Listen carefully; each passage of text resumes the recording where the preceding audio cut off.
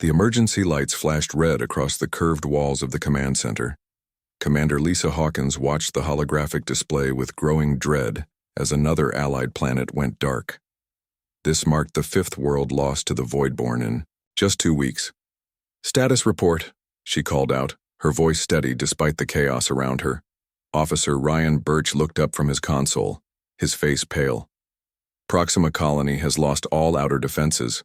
The Voidborn fleet will reach the civilian centers in less than 6 hours." Lisa closed her eyes briefly.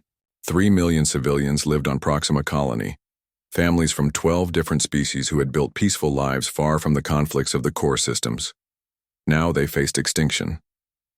The doors to the command center slid open.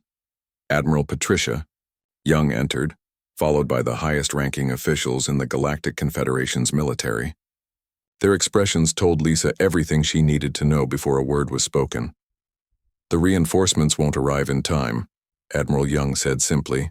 She was not one to sugarcoat bad news. "The wormhole network has been compromised. All direct routes to Proxima have been blocked."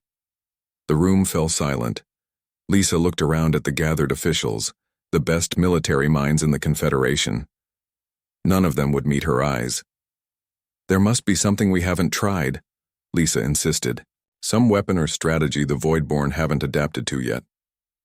Dr. Alan Bennett, the lead xenobiologist assigned to study the Voidborn, stepped forward. He was a thin man with glasses that seemed too large for his narrow face. Unlike the military personnel, he wore a simple lab coat with countless pens stuffed in the pockets. "The Voidborn operate as a perfect hive mind," he explained, pulling up data on the main screen. "Each drone shares information instantly with the entire collective. Once they've encountered a weapon or tactic they adapt their biology and technology to counter it. Our standard battle doctrine is useless against them." Captain Samuel Reeves slammed his fist on the table. "So we just give up? Watch another world die? No." Admiral Young replied firmly. "We find a new approach, something they haven't encountered before." Lisa studied the display showing the Voidborn vessels. Unlike the sleek, metallic ships of the Confederation, Voidborn craft were organic-looking, with hulls that seemed to pulse like living tissue. They moved in perfect formation, each ship an extension of their shared consciousness. "What about psychological warfare?" she suggested. "We could try to disrupt their communication network." Dr. Bennett shook his head. "We've tried. Their hive mind operates on quantum entanglement principles. It's impossible to jam or interfere with using our current technology." The room lapsed into defeated silence again. Lisa watched the countdown timer showing how long Proxima Colony had left. 5 hours and 43 minutes until the Voidborn arrived. Dr. Bennett suddenly straightened up. "There is one option we haven't considered." He seemed hesitant, almost embarrassed to continue. "Whatever it is, now's the time," Admiral Young prompted. "The historical archives mention that the Voidborn have retreated from encounters before," Dr. Bennett said, "back during the early days of space exploration, before the Confederation was formed." "What drove them away?" Lisa asked. Dr. Bennett pulled up ancient footage on the screen. The quality was poor, but it clearly showed Voidborn ships breaking formation and fleeing from what appeared to be a small vessel of unfamiliar design. "Humans," Dr. Bennett said simply.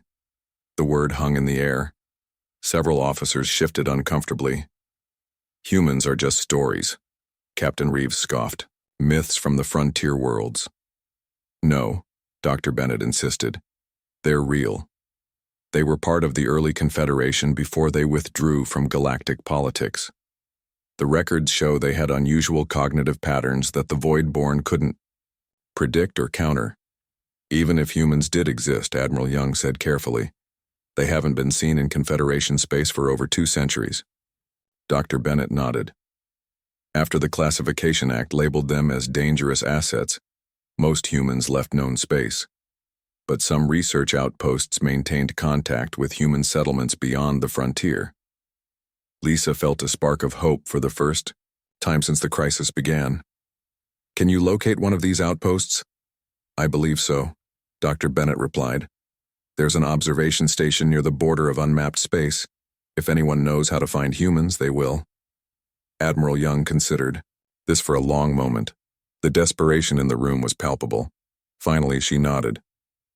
Commander Hawkins, you'll take our fastest ship, the Horizon. Dr. Bennett will accompany you. Find this outpost and see if they can lead you to a human. Captain Reeves will command the defensive fleet at Proxima to buy you as much time as possible. Captain Reeves looked like he wanted to protest being assigned what was essentially a suicide mission, but he simply nodded. We'll hold them as long as we can.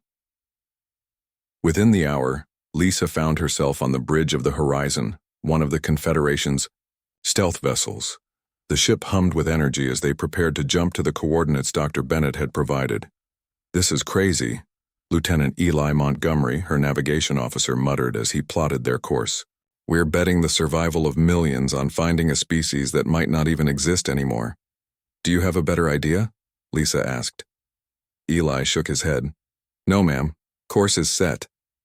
Dr. Bennett joined them on the bridge, carrying a small device. This is a translation matrix coded with ancient human languages, he explained. If we find them, we'll need to communicate. If humans are so special, why did they leave? Lisa asked as the ship prepared to jump. Dr. Bennett's expression darkened. The Confederation feared what they couldn't understand. Humans don't think like other species. They make intuitive leaps, act on instinct rather than logic, take risks no rational being would consider. The leadership at the time saw them as unpredictable and dangerous. And now we need that unpredictability, Lisa realized. The ship shuddered as it entered jump space. Through the view screen, stars stretched into lines of light. They were committed now, racing against time to find a species that had turned its back on the galaxy. As they traveled, Lisa studied the limited information available about humans. Most of it seemed like exaggeration. Tales of humans surviving, impossible situations of single individuals turning the tide of battles through what the reports called creative problem-solving, but what seemed more like recklessness. Do you really believe humans can help us? She asked Dr. Bennett quietly. He looked up from his own studies. The Voidborn operate on perfect logic and collective decision-making. Humans are their opposite in every way. Individual, emotional, intuitive. If anything can disrupt the Voidborn patterns, it's a human. 3 days later, they arrived at the observation post, a small station orbiting a red dwarf star. The station's lone occupant, an elderly researcher named Dr. Keith Powell, was shocked to see a Confederation vessel. No one's visited this post in decades, he said after they explained their mission. But yes, I maintain contact with New Eden. It's a human colony about 6 light years from here. Hope surged through Lisa. Can you take us there? Dr. Powell hesitated. They don't welcome outsiders, especially from the Confederation. Why would they help the very people who drove them away? Lisa showed him the latest footage from the edge of the Proxima system. The Voidborn had already begun consuming the outermost settlements, because if the Voidborn aren't stopped, she said, eventually they'll find the humans too. No corner of the galaxy will be safe. Dr. Powell nodded slowly. I'll send a message. Ahead. But I warn you, humans have long memories when it comes to betrayal. As they set course for New Eden, Lisa wondered what they would find there, and if the legends about humans were true. Either way, time was running out for Proxima Colony. Their desperate gamble was the only hope left.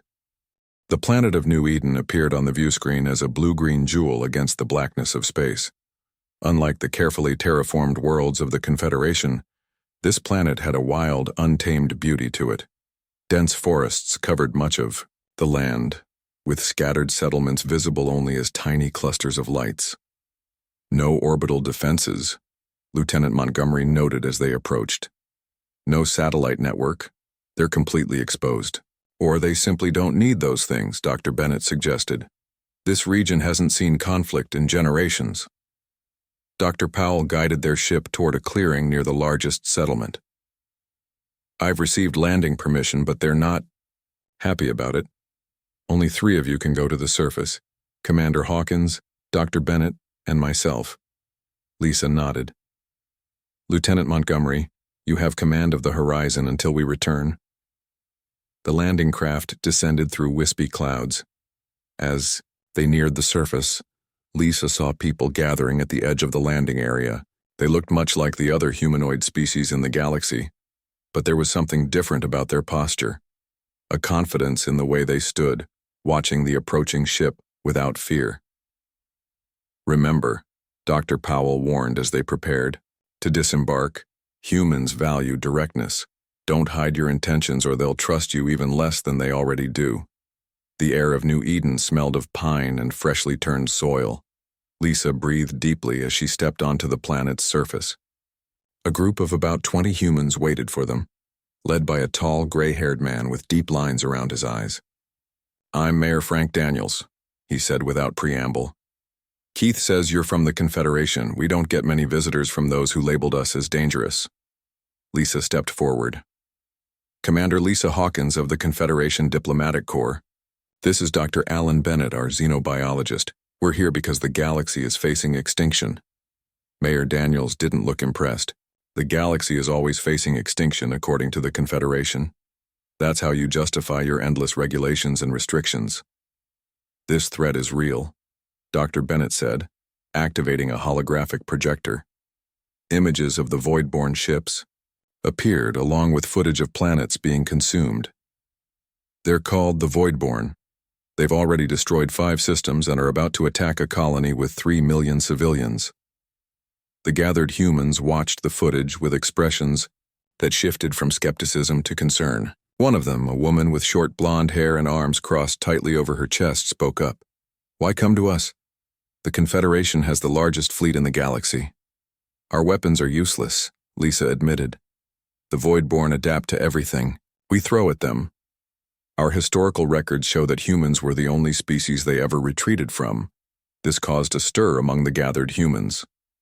Mayor Daniels exchanged glances with several others before responding. "Those encounters were over 200 years ago. Before your people decided we were too unpredictable to be trusted." The accusation hung in the air. Lisa knew enough history to understand their resentment. The Confederation Council, dominated by species that valued logic and order above all else, had passed laws restricting human activities after several incidents, where human solutions to problems had unexpected side effects. "I can't change the past," Lisa said honestly. "But right now, millions of innocent people will die without your help." Mayor Daniels sighed. "We'll discuss your request. You'll stay in the guest quarters until we reach a decision." The humans provided them with a simple but comfortable building near the edge of the settlement. As night fell, Lisa stood at the window, watching the unfamiliar stars and wondering if Proxima Colony still existed.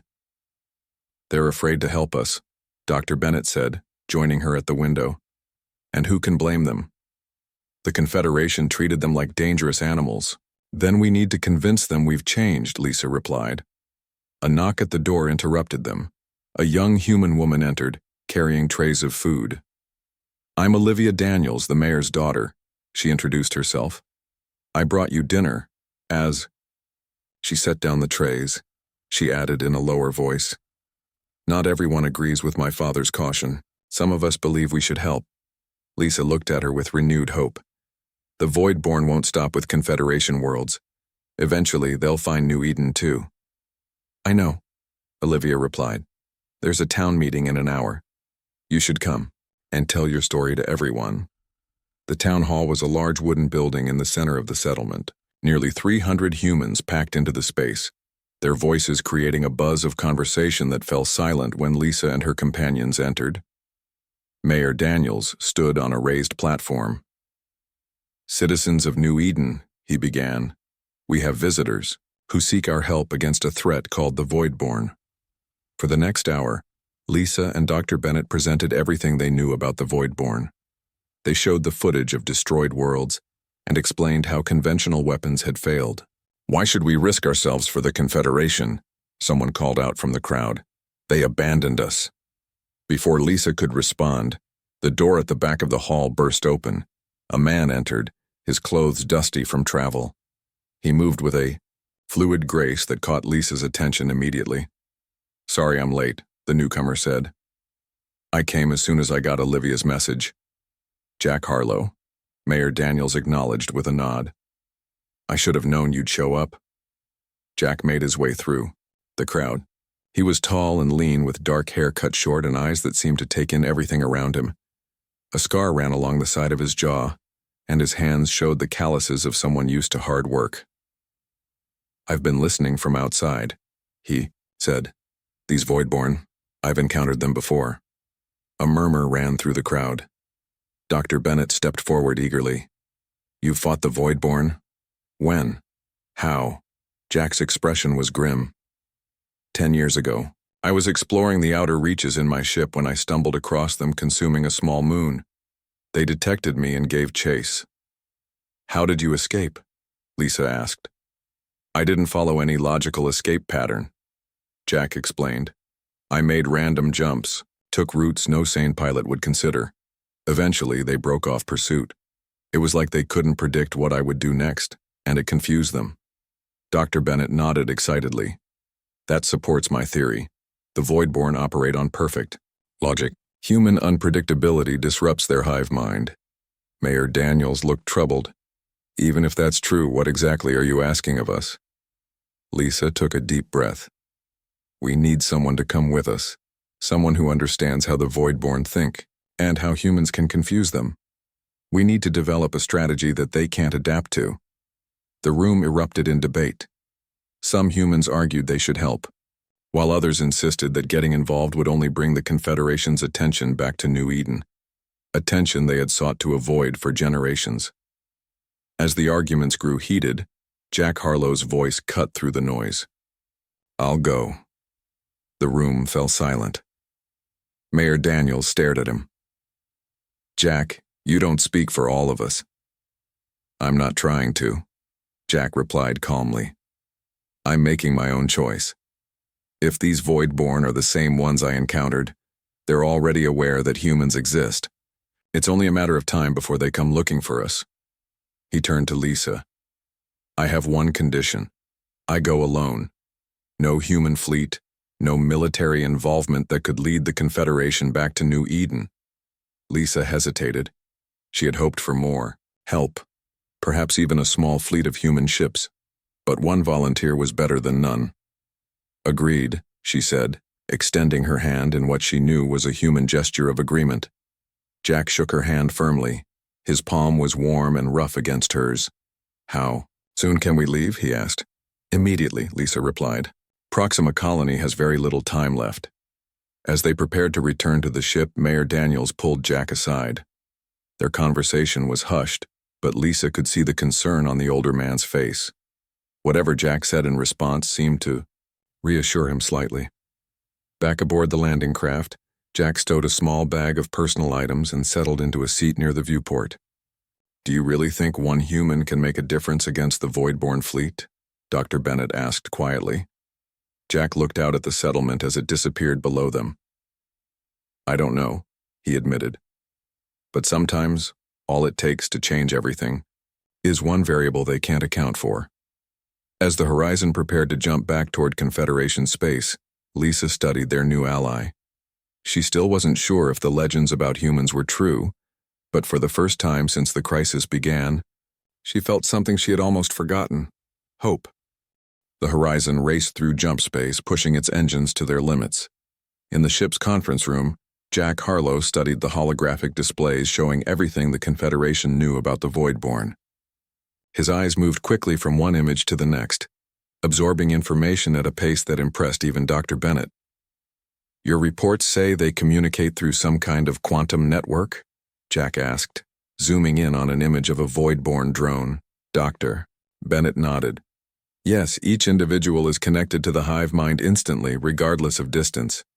When one learns something, they all learn it. That's why they adapt so quickly to our weapons, Lisa added. She had been watching Jack carefully since they left New Eden. There was something about the way he moved, the way his eyes constantly scanned his surroundings, that reminded her of the most elite Special Forces operatives she had known. Jack pointed to a particular feature on the Voidborn ship. What's this structure here? We believe it's some kind of sensory organ, Dr. Bennett explained. It seems to pulse with greater intensity when they're communicating. Jack nodded thoughtfully. When I encountered them before, I noticed they became confused when faced with random, unpredictable actions, almost as if their shared mind couldn't process information that didn't follow logical patterns. Lieutenant Montgomery entered the bar conference room with a grim expression. "Commander, we've received an update from Proxima Colony. The Voidborn have breached the outer defense line. Captain Reeves and his fleet are engaging them directly, but they're taking heavy losses." Lisa's heart sank. "How long until we arrive?" 6 hours, even at maximum speed." Jack stood up suddenly. "I need to see your weapons inventory, and I need access to your fabrication lab." Lisa hesitated only briefly before nodding. "Lieutenant, take Mr. Harlow to the armory, and then to engineering. Give him whatever he needs." After they left, Dr. Bennett looked at her with concern. "Commander, I know we're desperate, but are you sure we should give him free access to the ship's systems? We know almost nothing about him." "We know he's our only hope," Lisa replied simply. "And right now, that has to be enough." In the ship's engineering section, Jack worked with intense focus. He had requisitioned an odd assortment of items: communication equipment, parts from damaged weapons, and various tools. The engineering crew watched with confusion as he assembled what looked like a crude device. "What exactly are you building?" Lieutenant Montgomery asked.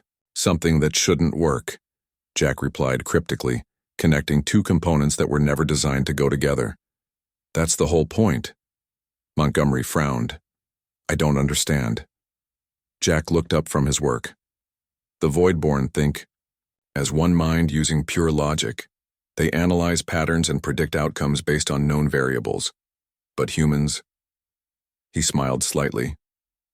"We excel at illogical connections, intuitive leaps that defy conventional analysis. And this device? It's a transmitter, but not like any you've seen before. It will send signals that follow no recognizable pattern. Music, poetry, jokes, paradoxes, emotions, all the things that make humans unpredictable." Montgomery looked skeptical. "You think you can defeat an entire alien fleet with confusion?" "Not defeat," Jack corrected. "Disrupt. If I can break their shared consciousness even briefly, it might create enough chaos for your fleet to exploit." 4 hours later, Lisa joined Jack in the observation deck. He stood before the viewport, watching the streaks of light as they traveled through jump space. "Lieutenant Montgomery tells me your device is ready," she said. Jack nodded without turning. "It's not perfect. With more time, I could make it better. But it should work." "Should?" Now he did turn to face her.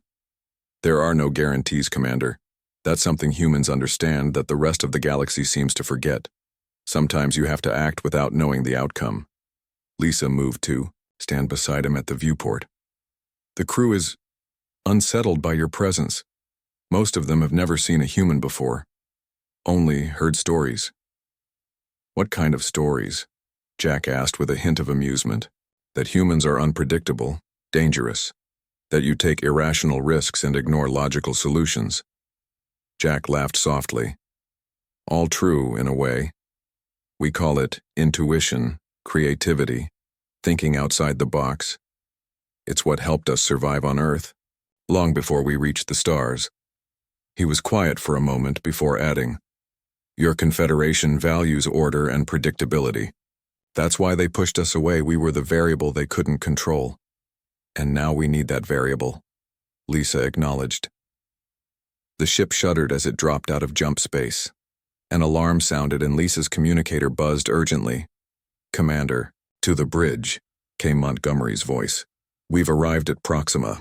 The scene that greeted them on the main view screen was one of devastation. The space around Proxima Colony was filled with debris, the remains of Confederation ships destroyed in the battle. The Voidborn fleet surrounded the colony's main habitat ring, their organic-looking vessels pulsing with eerie light. "Status of Captain Reeves and his fleet?" Lisa demanded. "Only 3 ships still operational," the communications officer reported. "They've fallen back to defend the civilian evacuation ships." "The colony?" "Outer habitats are gone. Central Ring still holds, but their shields are failing." Jack studied the Voidborn ships, his eyes narrowed. "There," he said, pointing to the largest vessel at the center of the formation. "That's their command ship. The nexus of their hive mind will be strongest there. "What's your plan?" Lisa asked. "I need to get on that ship." The statement was met with stunned silence from the bridge. "Crew, that's impossible," Montgomery protested. "You'd never make it past their defenses." "Not in a conventional ship, no," Jack agreed. "But what about in one of your stealth shuttles?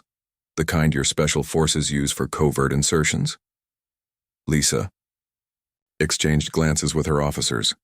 "We have one aboard, but even with stealth technology, it's a suicide mission." "Probably," Jack admitted with a casual shrug that stunned the bridge crew. "But it's the only way my device will work. It needs to be placed directly into their central neural network." Lisa studied him for a long moment. "Why are you willing to do this? You owe us nothing. Your people left the Confederation generations ago." Jack's expression turned serious. "Because that's what humans do, Commander. When faced with impossible odds, we don't calculate our chances of success. We ask what happens if we don't try." He looked back at the view screen, at the colony with millions of lives hanging in the balance. "Besides, I've always wanted to see the inside of a void-born ship." The bridge crew stared at him in disbelief. Here they were, facing almost certain defeat, and the human was making jokes. Lisa made her decision. "Prepare the stealth shuttle. I'll accompany Mr. Harlow to the launch bay." As they walked through the corridors of the horizon, alarms continued to sound as the ship moved into battle position. "The shuttle has enough fuel for one trip," Lisa explained. "If you succeed, we'll try to extract you, but I can't promise—" "I understand," Jack interrupted. "No need for false assurances." They reached the shuttle bay where a small, dark craft waited. Unlike the rest of the Confederation ships with their sleek, polished designs, this shuttle was matte black, designed to absorb sensor scans rather than deflect them. Jack placed his strange device in a protective case and slung it over his shoulder. He looked at the shuttle, then back at Lisa. "One more thing," he said. "If this works, the Voidborn will be vulnerable, but only temporarily. Your fleet needs to hit them hard the moment their coordination breaks down." Lisa nodded. "I'll give the order." Jack extended his hand and Lisa shook it firmly. "Commander," he said with a slight smile, "if I don't come back, tell New Eden that humans are still making the galaxy interesting." Then he was gone, climbing into the shuttle with confident movements. The bay doors opened to the blackness of space, and the small craft slipped away, barely visible even to those who knew where to look. Lisa returned to the bridge, where every officer watched the approaching battle with grim determination. "All ships," she ordered, "prepare to attack. On my command. When the Voidborn fleet shows any sign of confusion or disorganization, hit them with everything we have." Now all they could do was wait, and hope that one human with an impossible plan could change the outcome of a war they were losing. Jack Harlow guided the stealth shuttle through the debris field surrounding Proxima Colony. The remains of Confederation ships drifted silently in space, a grim reminder of the battle's cost. The shuttle's systems were operating in passive mode, emitting no signals that might attract the Voidborn's attention. "Just like threading a needle," Jack whispered to himself as he navigated between two large hull fragments. The Voidborn command ship loomed ahead, massive and alien. Unlike the metallic vessels of the Confederation, it resembled something organic, like a giant sea creature with pulsing tissues and strange protrusions. Jack checked his device one last time. The odd collection of components he had assembled shouldn't work together according to Confederation engineering principles, but that was exactly why he believed it would work against the Voidborn. It defied logical analysis, just like human thinking. As he approached the command ship, Jack noticed a pattern in the movement of smaller Voidborn vessels. They patrolled in precise formations, but there was a brief gap in their coverage every few minutes, a gap too small for conventional pilots to exploit, but just enough for someone willing to take an insane risk. Jack waited, his hand hovering over the controls. 3, 2, 1. He pushed the shuttle to maximum acceleration, shooting forward into the momentary gap. The small craft shuddered under the strain as he pushed it beyond its designed limits. On a normal ship, safety protocols would have prevented such reckless maneuvers, but Jack had disabled those first thing after boarding. The shuttle slipped through the patrol line before the Voidborn could respond. Now he was in the shadow of the massive command ship, hidden from its primary sensors. Jack studied the surface, looking for an entry point. The ship had no obvious docking bays or airlocks, another sign of its alien design. "If I were a giant hive mind," Jack muttered, "where would I keep my central nervous system?" He noticed a section near what appeared to be the ship's core that pulsed with stronger bioluminescence. Something in his gut told him that was the place to aim for. Human intuition, the thing the Confederation found so unpredictable and the Voidborn couldn't comprehend. Jack activated the shuttle's cutting beam, a tool normally used for rescue operations. He focused it on the pulsing section of hull, hoping the Voidborn wouldn't notice the small intrusion amid the larger battle. The beam slowly melted through the strange material of the hull. It wasn't metal or any substance Jack recognized. It seemed almost like living tissue, and it reacted to the beam by trying to heal itself. Jack had to keep the beam steady on one spot to make progress. After several tense minutes, he created an opening large enough to pass through. Jack sealed his environment suit, grabbed his device, and took a deep breath. There would be no turning back once he entered the Voidborn ship. "Here goes nothing," he said, and pushed himself through the opening. Inside, the Voidborn ship was even stranger than he had imagined. The corridors were curved and organic, looking more like blood vessels than passageways. The walls pulsed with faint light, and Jack could feel subtle vibrations through his boots, like a heartbeat. He moved cautiously, following the increasing intensity of the pulsing light. The air inside was breathable according to his suit sensors, but he kept his helmet on. No sense taking unnecessary risks. Jack encountered no resistance as he moved deeper into the ship. There were no guards, no security systems that he could identify. It made sense in a way. Why would a hive mind need internal security when every part of it was connected to the whole? The passageway opened into a larger chamber that took Jack's breath away. A massive, glowing structure dominated the center. A complex web of light and energy that shifted and moved in patterns too intricate to follow. Around the edges of the chamber, dozens of Voidborn drones stood in recessed alcoves, their bodies connected to the central structure by glowing tendrils. "The neural nexus," Jack whispered. This had to be the center of the Voidborn hive mind, where their shared consciousness was coordinated and maintained. As he watched, the patterns in the central structure shifted. The drones in their alcoves twitched slightly, moving in perfect unison. Jack realized he was watching the Voidborn directing their fleet in real time. He moved carefully along the edge of the chamber, avoiding the sight lines of the drones. They didn't appear to be aware of his presence, their attention focused inward on the shared mind rather than on their physical surroundings. Jack reached a point directly beneath the central structure.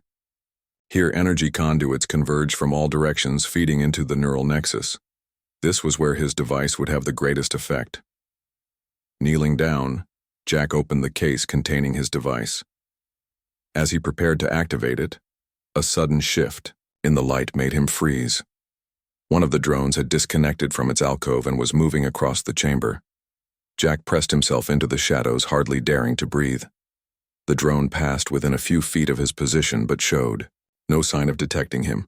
It was heading toward another section of the ship, moving with the fluid grace that all Voidborn shared. Once it was gone, Jack returned to his work. He connected the final components of his device and set the activation sequence. The small screen lit up, showing a countdown, 60 seconds until it would begin broadcasting. That would be his cue to leave, to try to make it back to the shuttle before the chaos started. But as Jack rose to his feet, a new sound filled the chamber, a high-pitched tone that made his teeth ache. The central structure's glow intensified, and the drones in their alcoves all turned their heads in unison, directly toward Jack. "So much for the stealth approach," he muttered. One of the drones detached from its alcove and moved toward him with frightening speed. Jack sprinted toward the exit, but two more drones appeared to block his path. He was trapped, the countdown on, His device showed 40 seconds remaining. The first drone reached for him with long, slender limbs. Jack ducked and rolled, using the close combat techniques he had learned years ago. The drone was strong but moved predictably, allowing Jack to evade its grasp. The other drones approached more cautiously, as if the hive mind was analyzing Jack's movements and developing a counter-strategy. 30 seconds on the countdown. Jack backed toward his device, drawing the drones away from the exit. If he could just create an opening, he might still escape. He feinted left, then dodged right as a drone lunged for him. 20 seconds. More drones were disconnecting from their alcoves now. Soon he would be overwhelmed by sheer numbers. Jack made a split-second decision, the kind humans were famous for. Instead of trying to escape, he charged directly at the neural nexus. The move was so unexpected that the drones hesitated for a crucial moment. Jack leaped onto the base of the central structure and began climbing. The energy field around it made his skin tingle painfully, but he kept going. 10 seconds. The drones recovered and followed, scaling the structure with inhuman grace. Jack reached a point near the center of the web-like formation and wedged himself into a narrow gap. 5 seconds. You know the problem with a hive mind? Jack called out to the approaching drones. You're all so focused on what makes sense that you never see the crazy coming. The countdown reached 0. Jack's device activated with a pulse of energy that made the entire chamber shudder. The neural nexus flared blindingly bright and the drones froze in place, their bodies twitching erratically. Through the structure, Jack could see images forming and dissolving, human music, poetry, jokes, paradoxes, emotions, all the chaotic, beautiful, contradictory elements of human creativity that defied logical analysis. His device was broadcasting pure human unpredictability directly into the heart of the void-born consciousness. The drones began to move independently of each other. For the first time, some collapsed, others walked in aimless circles. A few began making sounds, individual vocalizations unlike the harmonized tones of the hive. The neural nexus itself started to pulse erratically, its perfect patterns breaking down into chaos. Jack felt the structure shaking beneath him as the hive mind struggled to process the unprocessable. On the bridge of the horizon, Lisa watched in amazement as the void-born fleet suddenly broke formation. Ships drifted out of position or changed course randomly, colliding with each other in some cases. He did it, Dr. Bennett breathed. The human actually did it. All ships, attack now, Lisa ordered. The remaining Confederation vessels surged forward, firing on the disorganized void-born fleet. Inside the command ship, Jack clung to the neural nexus as it thrashed like a wounded animal. His device continued to broadcast, pumping human chaos into the void-born mind. The drones below had scattered, each one moving independently for perhaps the first time in their existence. Jack felt the ship shudder as the Confederation weapons found their mark. He knew his chances of escape were slim, but he had accomplished his mission. The void-born hive was broken, at least temporarily. Worth it, he whispered, watching as the perfect order of the void-born gave way to beautiful chaos. The Confederation fleet pressed its advantage against the disorganized void-born ships. Without their perfect coordination, the alien vessels became vulnerable. Some drifted aimlessly while others fired weapons in random directions, occasionally hitting their own kind. On the bridge of the horizon, Lisa watched the battle unfold with a mixture of relief and concern. The void-born fleet was in disarray, but the command ship remained mostly intact despite taking multiple hits. "Any contact from Jack?" she asked the communications officer. "Nothing, Commander. If he's still alive in there, his communications aren't working." Dr. Bennett studied the readings from the command ship. The disruption is spreading throughout their fleet.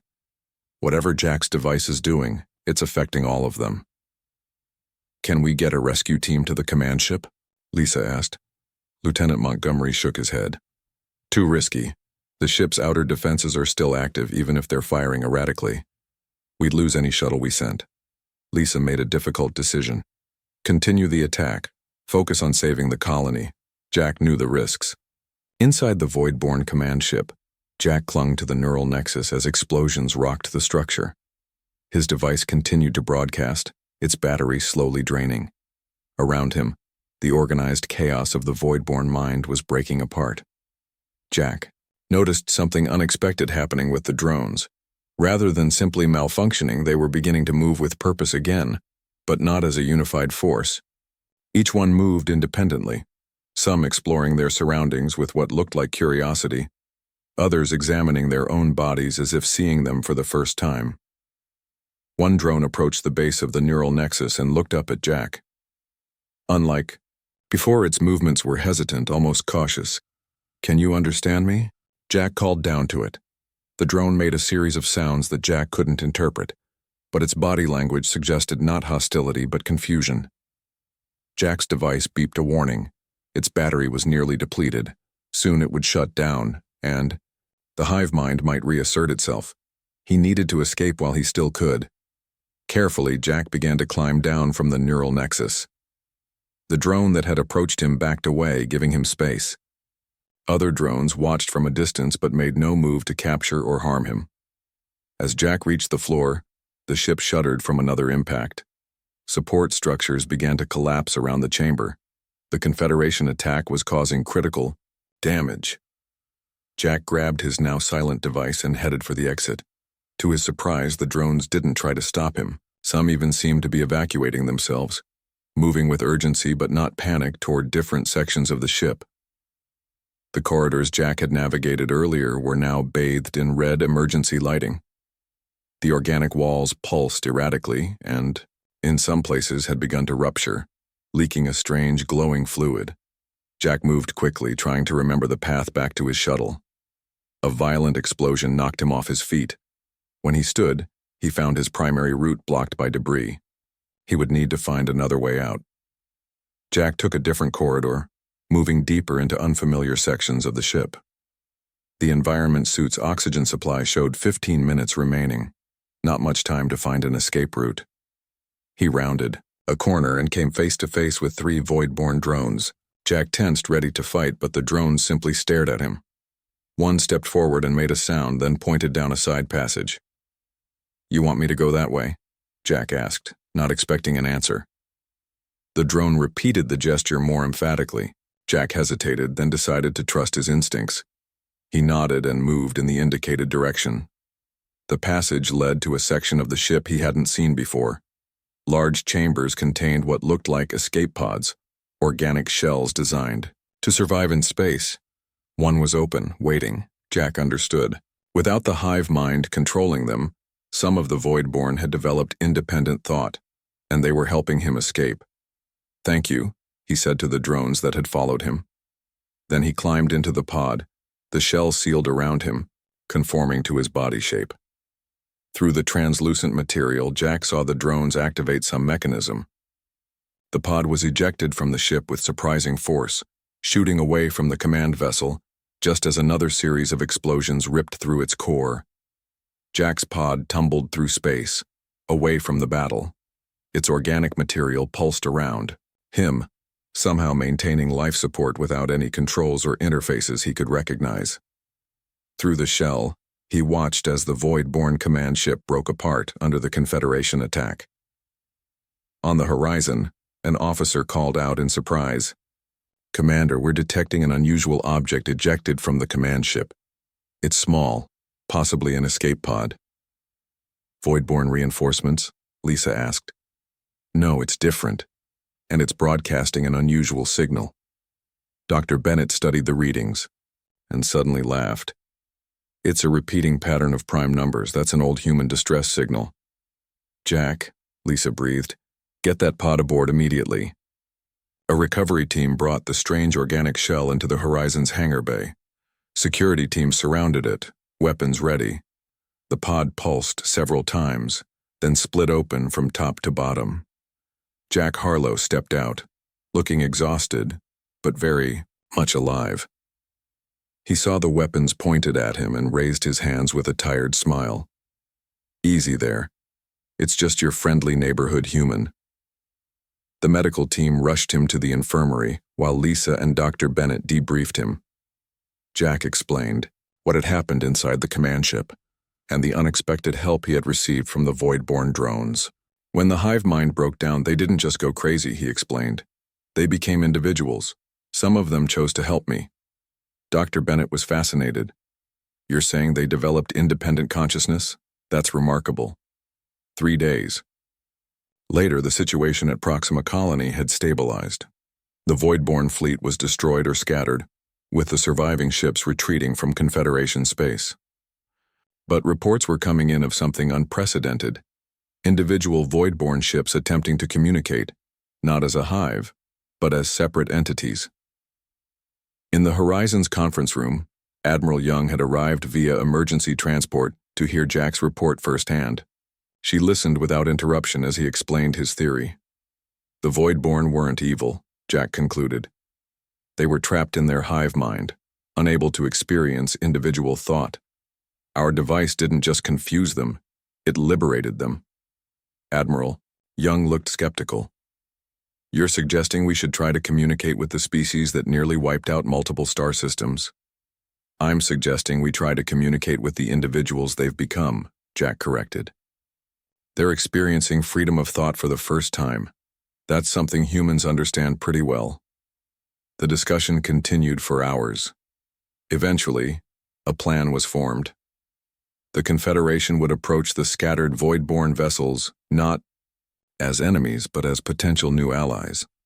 Jack volunteered to be part of the first contact team. Before departing for this new mission, Jack visited the observation deck of the Horizon one last time. Lisa joined him there, looking out at the stars. You'll be heading back to New Eden after this? She asked. Jack shook his head. Not right away. I think I'm needed here for a while. Humans have a knack for handling the unexpected, and there's going to be a lot of that as these former void-born figure out who they are as individuals. The Confederation Council is already discussing reversing the Classification Act, Lisa told him. Your actions have changed how many species view humans. Jack smiled. Good. We never belonged in isolation anyway. Humans do their best work when things are at their worst. A message came through on Lisa's communicator. The first diplomatic vessel was ready to depart, to meet with the changed void-born. Ready to make history?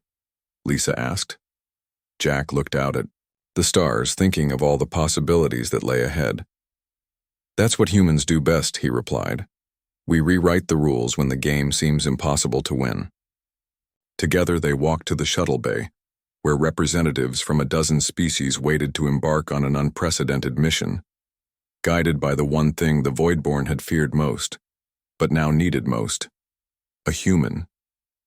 In the years that followed, the phrase "we need a human" changed throughout the galaxy. Once a desperate last resort, it became a recognition that some problems required more than logic and order. Sometimes the universe needed the unpredictable spark of human creativity to find a path where none seemed to exist. And on New Eden, Mayor Daniels received a message from Jack Harlow that simply read, "Told you we'd be rejoining the galaxy on our own terms.